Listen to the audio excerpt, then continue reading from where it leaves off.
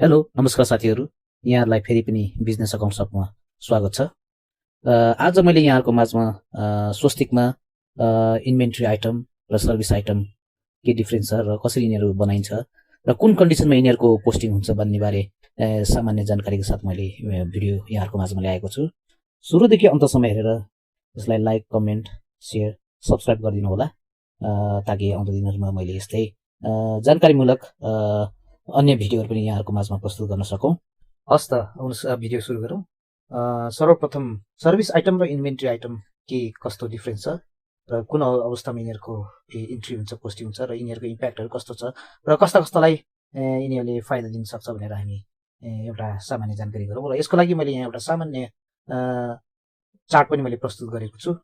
यी दुई बिचको डिफरेन्स हेर्दाखेरि इन्भेन्ट्री आइटम भौतिक, टेन्जिबल, स्टोरमा म्यानेज गर्न सकिने, कहिलेकाहीँ यसको नेगेटिभ स्टक पनि देखा पर्ने हुन्छ।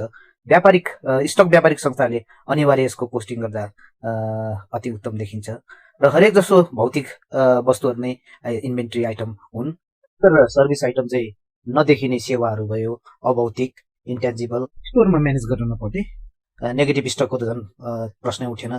र यसको सबभन्दा फाइदा कुरा सर्भिस सेक्टर, एनजिओ, क्लब, सामाजिक संस्था तथा अन्य व्यापारिक संस्थाहरू, कन्सल्ट्यान्ट एजेन्सीहरू जस्ताले पनि सेल्स इन्भोइसमा पोस्टिङ गर्न सकिने हुन्छ।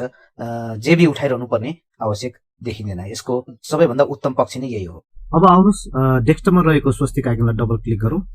लगइन बक्स खोलिन्छ, एडमिन टाइप गर्नुहोस्, पासवर्ड ब्ल्याङ्क हुन्छ र तपाईँको एउटा कम्पनी लिस्ट खोलिन्छ र सेलेक्ट गरेर कम्पनी खोल्नुहोस् र हामी मास्टरमा गएर प्रोडक्ट अनि आइटम प्रोडक्टमा क्लिक गरौँ र एउटा बक्स खोलिन्छ र यहाँ हामीले टाइप गरेर आइटमहरूको नाम हामी क्रिएट गर्न थाल्छौँ। ल्यापटप भनेर भनौँ, ल्यापटप 17 इन्च, मोडल नम्बर यति भनेर हामीले एउटा मोडल नम्बर पनि क्रिएट गरौँ र इन्टर गरौँ र अटो यसको सर्ट नेम बन्छ। त्यस्तै गरेर ग्रुपमा हो र ग्रुपमा हामीले एउटा नयाँ ग्रुप बनाउनु पर्ने हुन्छ कन्ट्रोल एन गरेर।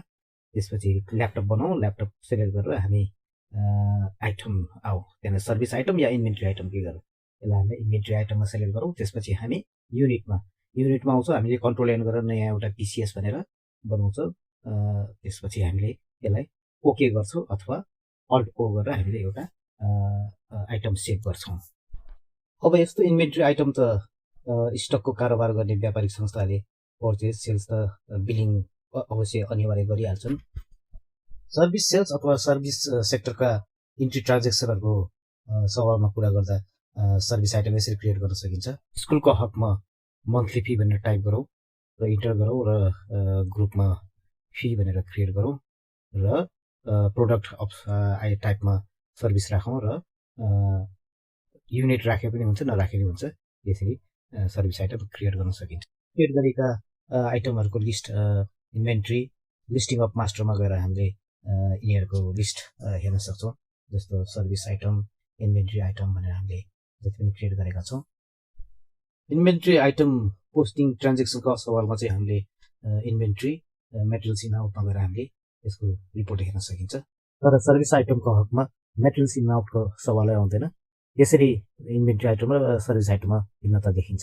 हवस् त साथीहरू, यो भिडियोलाई यतिमै राख्दछु र यसको बाँकी अंशहरू अर्थात् सर्भिस सेक्टर तथा सामाजिक संस्थाहरूले सर्भिस सेल्सहरू कस्तो किसिमले भाउचर पोस्टिङ गर्छ भन्ने बारेमा म अर्को भिडियो चाँडै नै म यहाँहरूको माझमा यो भिडियोको दोस्रो भागमा ल्याउने कोसिस गरिरहेको छु। हेरेर लाइक, कमेन्ट गरिदिनु होला। त्यस्तै गरेर म जाँदै यस भिडियोमा एउटा प्रश्नहरू पनि यहाँहरूको माझमा राख्न चाहन्छु। जस्तै यी सामाजिक संस्थाहरू अर्थात् training institute, school, club, NGO, advocate एजेन्सीहरूले उनीहरूको सर्भिस सेल्सको इन्ट्री ट्रान्जेक्सन पोस्टिङको लागि कस्ता भाउचरहरू प्रयोग गरिरहेका छन्, अर्थात् जर्नल भाउचर अथवा इन्भोइस अथवा सेल्स बिलिङमै गरिरहेका छन्। हस् त आजलाई यो भिडियो यति नै राख्दछु। नमस्कार।